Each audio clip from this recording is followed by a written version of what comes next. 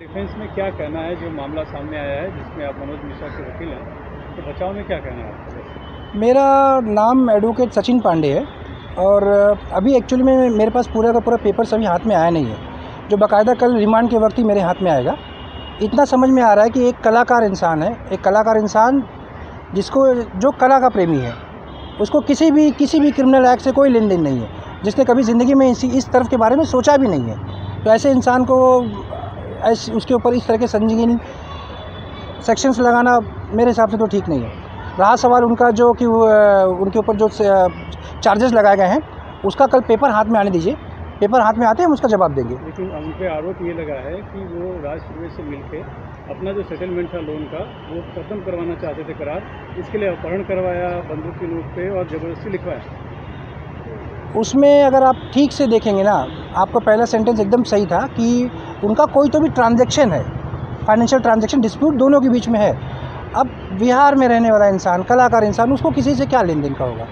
तो उसका कोई ऐसा नहीं, कोई इरादा, उनका ऐसा कोई इरादा नहीं था कि वो किसी से मिलके कुछ गलत कोई काम करे या किसी भी तरह का गलत टाइप करे। वो एक भारतीय संविधान को मानने वाले इंसानों में से है और बाकायदा भारतीय संविधान के साथ में चलने वालों में से है। जो कुछ भी हुआ है, ये सिर्फ और सिर्फ एक सिविल डिस्प्यूट को क्रिमिनल में कन्वर्ट किया गया है और ये सब कुछ सिविल एक्ट था, इसमें कोई क्रिमिनल का लेन देन नहीं था।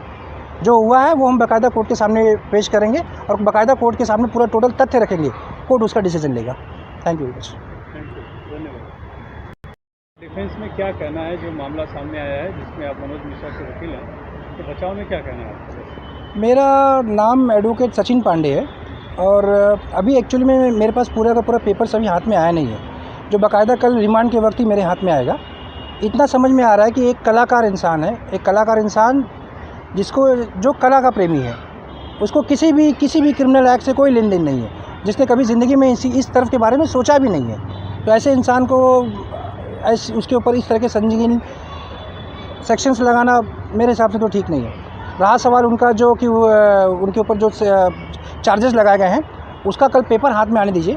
पेपर हाथ में आते हैं हम उसका जवाब देंगे। लेकिन उन पर आरोप ये लगा है कि वो राज सुरवे से मिलकर अपना जो सेटलमेंट था लोन का वो खत्म करवाना चाहते थे करार, इसके लिए अपहरण करवाया, बंदूक की नोक पे और ज़बरदस्ती लिखवाया। उसमें अगर आप ठीक से देखेंगे ना, आपका पहला सेंटेंस एकदम सही था कि उनका कोई तो भी ट्रांजैक्शन है, फाइनेंशियल ट्रांजैक्शन डिस्प्यूट दोनों के बीच में है। अब बिहार में रहने वाला इंसान, कलाकार इंसान, उसको किसी से क्या लेन देन का होगा?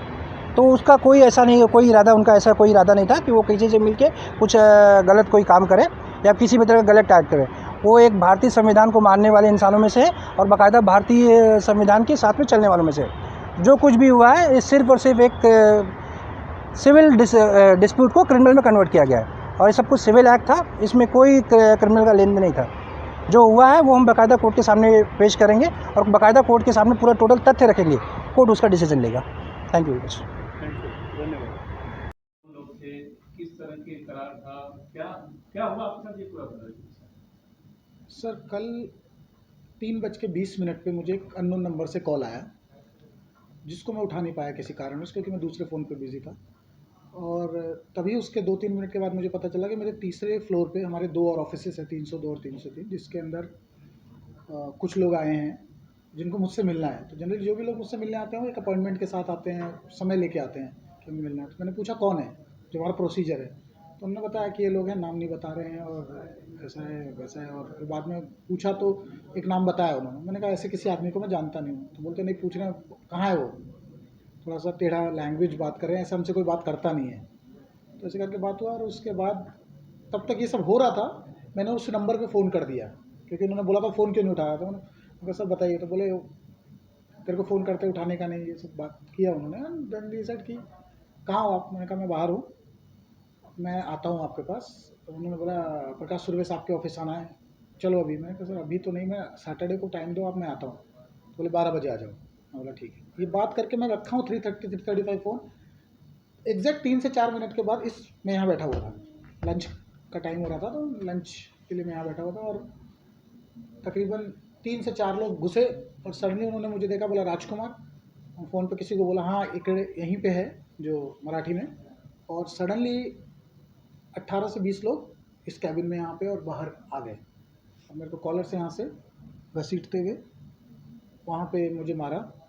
जो भी इंसिडेंट हुआ, और मारते हुए घसीटते हुए मुझे वहाँ लिफ्ट तक ले गए, और लिफ्ट से नीचे, और नीचे उनकी गाड़ी बाहर खड़ी थी, 2 गाड़ियाँ थी, एक फॉर्च्यूनर थी और एक हुंडई की कोई कार है, वो गाड़ी थी। तो फॉर्च्यूनर में वो लोग चले गए और मुझे हुंडई में कुछ लोगों के साथ बिठाया गया पीछे, और वहाँ से मुझे दहिसर ईस्ट प्रकाश सुर्वे जी के ऑफिस ले जाया गया। वहाँ मेरी मुलाकात